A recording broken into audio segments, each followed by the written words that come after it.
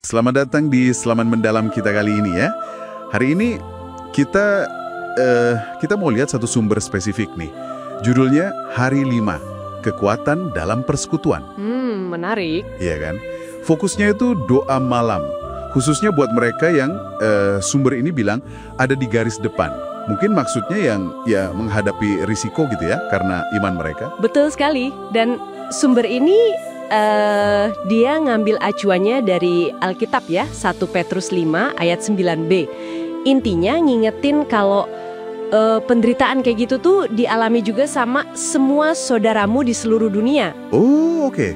Jadi ada semacam kesadaran penderitaan bareng-bareng gitu ya di seluruh dunia. Iya, semacam solidaritas dalam kesulitan lah antar komunitas iman itu secara global. Titik awalnya di situ. Oke.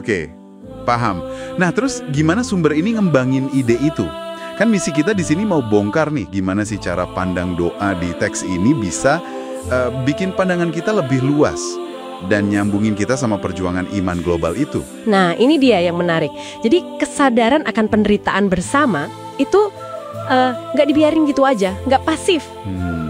Teks ini justru pakai itu sebagai kayak landasan kuat gitu buat mendorong satu tindakan spesifik, yaitu ya luangkan waktu malam buat berdoa. Berdoa ya? Iya, khusus buat saudara-saudara di seluruh dunia itu.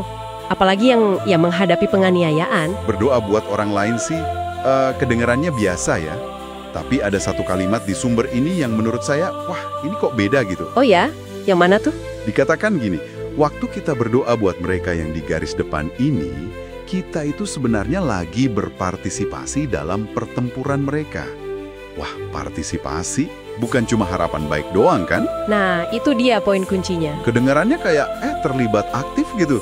Gimana ya kita bisa paham partisipasi ini menurut sumbernya? Iya. Jadi sumber ini kayaknya melihat doa itu lebih dari sekedar simpati aja gitu. Dengan pakai kata berpartisipasi, teksnya ini kayak mau bilang kalau tindakan berdoa itu punya dimensi lain. Mungkin spiritual atau emosional gitu, yang nyambungin kita sama mereka yang didoain. Oke. Seolah-olah dengan kita fokusin niat kepedulian kita itu secara spiritual berdiri bareng mereka, ikut nanggung beban perjuangan iman mereka lah gitu. Jadi kayak aksi solidaritas aktif ya, bukan cuma mikirin aja. Persis, jadi bukan cuma pikiran pasif, ini ngangkat doa jadi sesuatu yang lebih aktif. Saya nangkep. Jadi ini mengubah cara pandang soal doa ya, dari yang mungkin rasanya privat banget, personal, jadi sesuatu yang punya dampak bareng-bareng, kolektif, dan terasa lebih aktif gitu. Betul. Dan katanya ada manfaatnya juga buat yang berdoa kan? Tadi disebut soal memperluas visi kita. Itu gimana maksudnya? Nah, tepat sekali. Kenapa ini penting menurut renungannya? Ya karena tindakan doa yang fokusnya keluar gini. Keluar ya?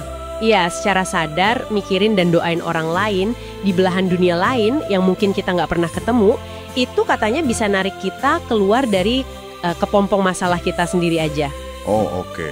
Ini mendorong perspektif yang lebih luas, bikin kita sadar kalau kita ini bagian dari komunitas global yang lebih gede. Jadi, dengan fokus ke perjuangan orang lain, ya itu tadi, cakrawala pandangan kita sendiri jadi lebih luas gitu kata sumbernya. Dan ini juga nyambung ke yang tadi menyatukan kita dalam perjuangan iman global. Jadi tindakan pribadi ini jadi jembatan gitu. Persis, tindakan pribadi, doa malam itu dibingkai sebagai sesuatu yang punya arti global. Menciptakan rasa satu, rasa kesatuan yang melintasi batas geografis budaya. Menyatukan individu dalam satu perjuangan bersama yang sifatnya ya spiritual. Nah, biar pesannya ini lebih nancep, sumbernya bahkan ngasih pertanyaan refleksi loh. Oh iya, contohnya kayak, udah belum ya aku doain gereja Tuhan di negara lain malam ini? Terus ada juga pokok doa spesifiknya. Tuhan kuatkan dan lindungi saudara-saudari kami yang teraniaya di seluruh dunia. Jadi kayak alat praktis gitu buat nerapin idenya. Oke. Jadi kalau kita tarik benang merahnya nih ya, dari selaman kita ke sumber ini, intisarinya apa nih kira-kira? Ya, intinya sih sumber ini mau bilang kalau kita melihat doa untuk orang lain, apalagi yang menderita karena iman mereka, sebagai bentuk partisipasi aktif. Partisipasi aktif ya? Iya, dalam sebuah persekutuan global.